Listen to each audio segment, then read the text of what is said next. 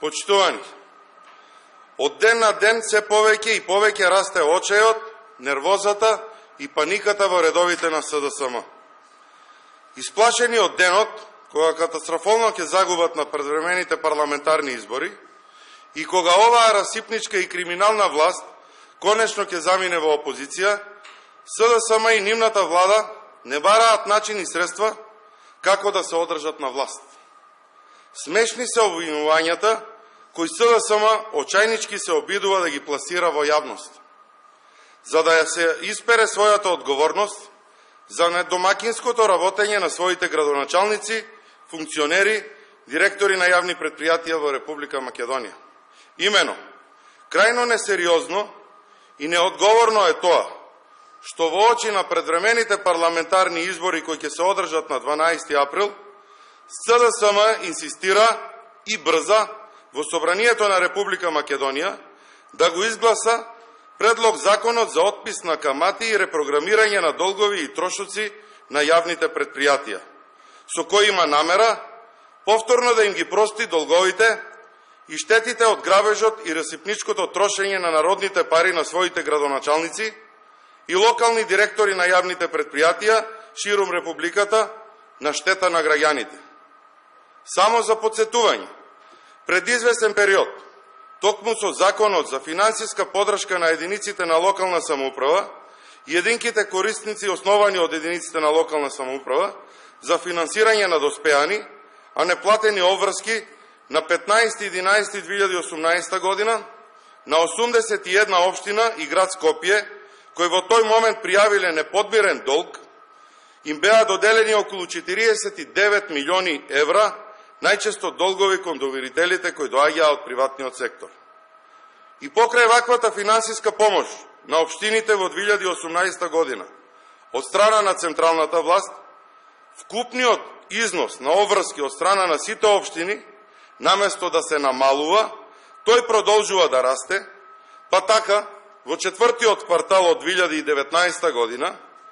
на општините долговите пораснале за дополнителни 25%, односно за околу 12,5 милиони евра.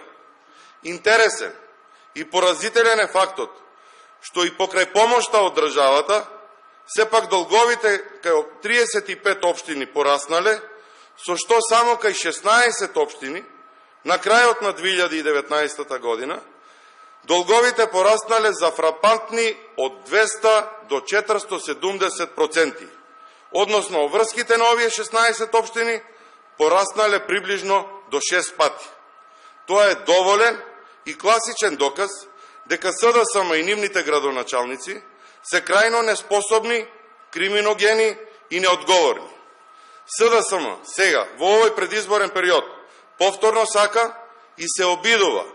уште еднаш да ги покрие и заскрие своите неспособни градоначалници и директори на јавни предпријатија,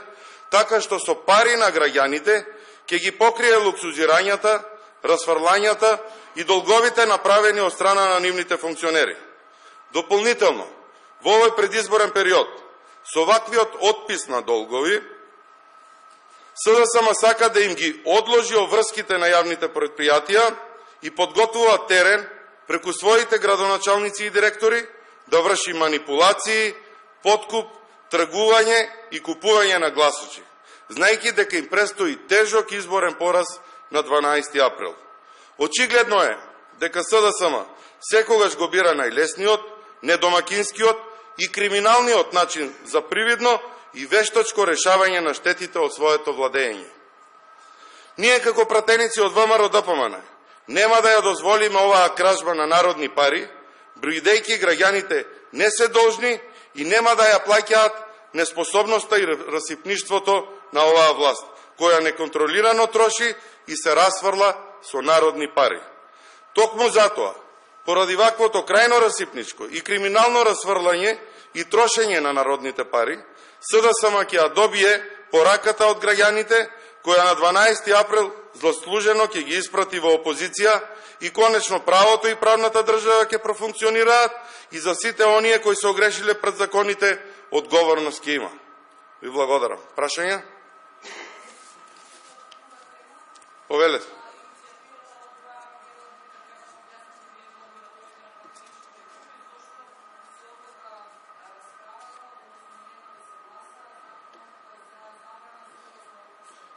Тоа ќе ја прашате власта, законот е дојден во собрание, пратеничката група на ВМРО ДПМН даде подршка на овој закон за да помине во прво читање, затоа што е во скратена постапка,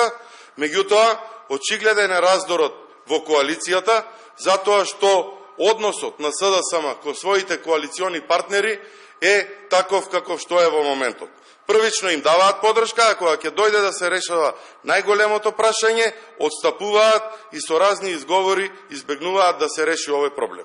СДСМ дојде на власт 2016 година со ветување за подобрувањето на екологијата, а очигледно во овие 3 години побитни им се други теми, отколку темата заштита на животната средина и посебно и законот за увоз на отпад. ВМРО ДПМН нема проблем да го гласа овој закон, затоа што на комисија гласавме позитивно за решавање на овој долгорочен проблем во Република Македонија.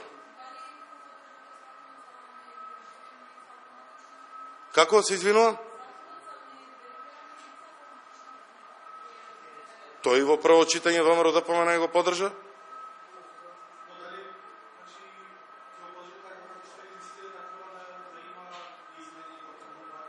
Ќе ви одговорам дополнително за да го погледнам по-суштински тој закон.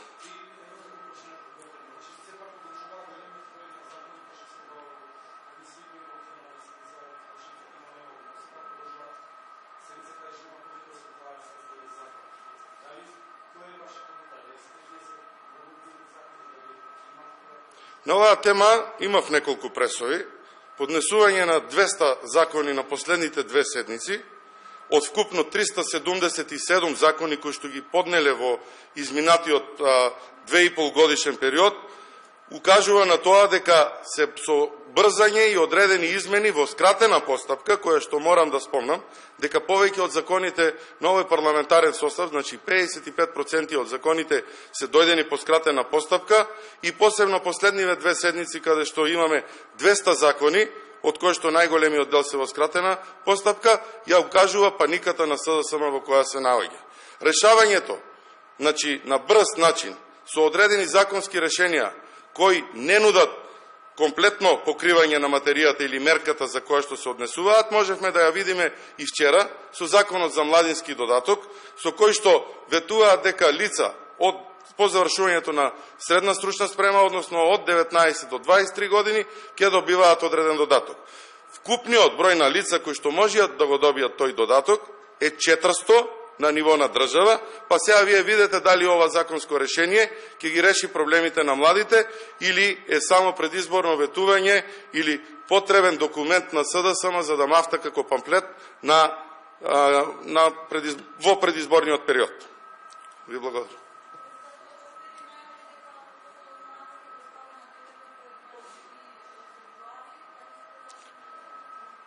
Ние слушнавме дека има таква најава,